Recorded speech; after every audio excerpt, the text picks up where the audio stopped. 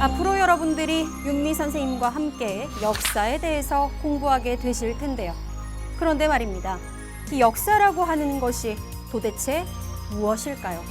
그리고 역사를 기록한다는 사람들, 즉 역사가란 과연 어떤 사람들일까요?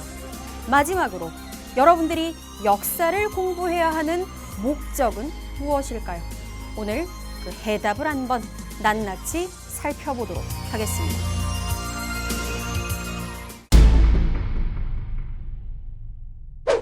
자, 친절하게 우리가 오늘 함께 공부할 내용부터 설명해 드리도록 하겠습니다. 4가지 큰 내용에 대해서 공부할 텐데요. 먼저 첫 번째, 역사란 도대체 무슨 의미를 가지고 있는지 역사의 2가지 의미 정리할 거고요. 그리고 2번째, 역사가라고 하는 사람들은 도대체 어떤 사람들이며 무엇을 가지고 역사를 탐구하고 기록하는지 공부합니다.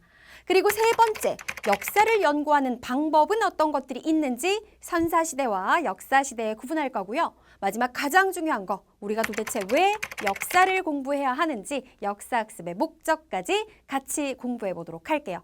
자, 그렇다면 바로 첫 번째 내용으로 출발해 보도록 하겠습니다.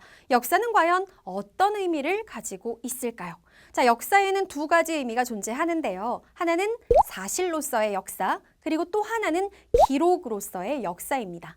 사실로서의 역사라고 하는 건 말 그대로 사실 그 자체를 역사라고 한다라는 의미가 되겠죠. 역사를 기록한 사람의 주관적인 관점이나 해석이 담긴 것이 아닌 과거에 일어났던 사실 그 자체를 객관적으로 우리가 나타내 놓은 것을 사실로서의 역사다라고 얘기합니다.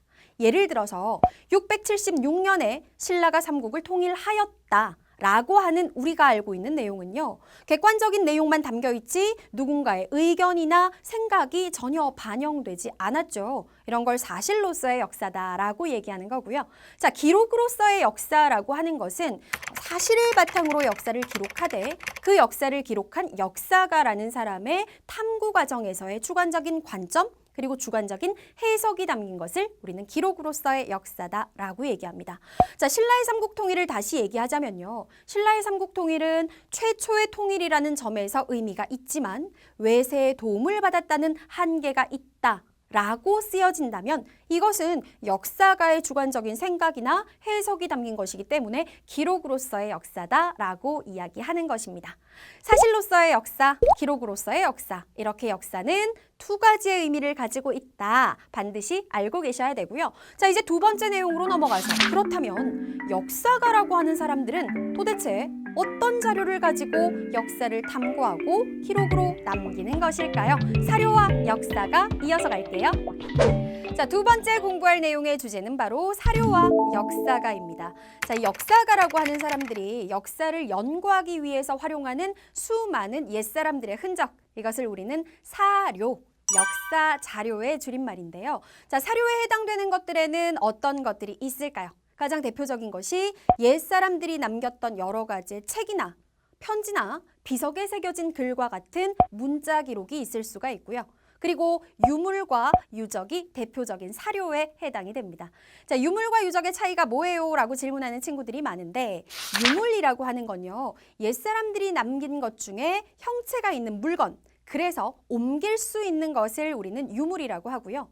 유적이라고 하는 것은 옛사람들이 남긴 것 중에서 굉장히 크거나 혹은 고정되어 있어서 옮길 수 없는 것들. 예를 들어서 옛사람들이 만든 건물의 터 혹은 건축물 그 자체, 이런 것들은 유물이 아니라 유적이다라고 할 수가 있겠죠. 자, 이런 다양한 사료를 이용해서 역사가들은 역사를 분석, 해석하고 탐구를 해서 이 탐구된 결과를 바탕으로 역사를 기록으로 남기는 것입니다. 자, 2번째 주제도 말끔하게 끝났고요. 계속해서 3번째 주제로 넘어가 보도록 할까요? 과연 역사는 어떻게 연구할 수가 있을까요? 역사시대에 앞서서 우리가 또 하나의 시대를 알아봐야 되는데 역사시대보다 먼저 등장한 선사시대입니다.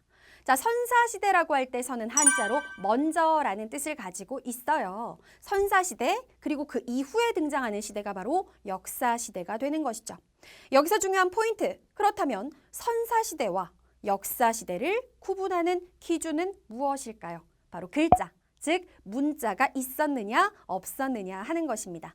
문자라고 하는 것이 발명이 돼서 글로 기록되기 시작한 시대부터를 우리는 역사시대라고 하는 거고요. 문자 기록이 전혀 존재하지 않았던, 즉 지구상에 살았던 인류가 문자라는 것을 만들기 이전의 시대를 선사시대라고 하는 것이죠. 자, 그래서 선사시대를 연구할 때는 문자 기록이 전혀 남아있지 않기 때문에 당시의 사람들이 살아가면서 남겼던 유물이나 유적을 통해서 선사시대를 연구할 수 있는 거고요. 그리고 역사시대부터는 유물과 유적도 당연히 존재하지만 문자 기록이 있기 때문에 더 정확하게 역사를 연구할 수가 있는 것이죠. 자, 선사시대와 역사시대의 연구 방법의 차이 이해되셨죠? 자, 그렇다면 오늘의 마지막 내용으로 넘어가도록 하겠습니다.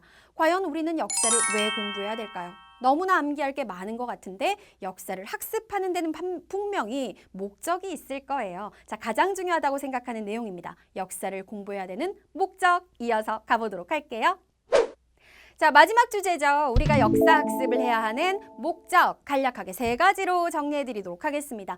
자, 역사를 공부하게 되면요, 현재를 바르게 이해할 수 있는 능력을 기를 수가 있어요. 역사 공부를 통해서 우리 민족이 어떻게 형성되었는지, 우리 국가가 어떻게 변해왔는지, 또 나아가서 세계가 어떻게 형성되어 왔는지를 이해함으로써 현재를 바르게 이해할 수 있는 능력을 기를 수 있다. 역사학습의 첫 번째 목적이었습니다.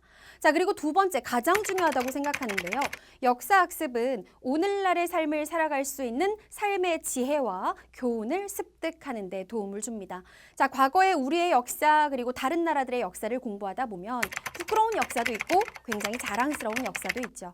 부끄러운 과거는 역사학습을 통해서 반성을 할 수가 있고요. 그리고 자랑스럽고 자랑할 만한 역사들은 길이길이 본받을 수 있도록 노력을 해야 되겠죠. 이런 과정을 통해서 삶의 지혜와 교훈을 습득할 수 있다. 바로 역사학습의 두 번째 목적이었고요.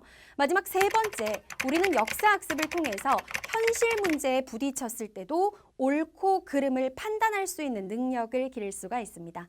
생각을 할 수 있는 능력을 사고력이라고 하고 옳고 그름을 판단할 수 있는 능력을 비판력이라고 얘기를 하는데요. 역사를 공부하다 보면 이 과거의 여러 가지 일들에 비추어 봐서 현재 사회가 옳고 그른지 여부를 판단할 수 있고요. 그리고 여러분들이 그를 바탕으로 더 발전된 미래를 설계할 수 있는 사고력도 기르실 수가 있어요. 자, 이상으로 역사학습의 목적 3가지까지 정리를 해봤습니다. 자, 오늘 첫 번째 시간은요, 역사를 우리가 왜 공부해야 되는지, 목적, 그리고 역사가 무엇인지 아주 기초적인 내용들을 정리했어요. 선생님의 수업 끝에는 항상 여러분들이 풀 수 있는 핵심 개념, 문제술술 3문제가 등장합니다. 자, 선생님은 사라지지만 문제는 등장하거든요. 여러분들 화면에 끝까지 집중하면서 문제 풀어주시기 바라고요. 저는 다음 시간에 새로운 내용, 새로운 형태의 강의로 우리 친구들 다시 찾아오도록 할게요. 다음 시간에 만나요.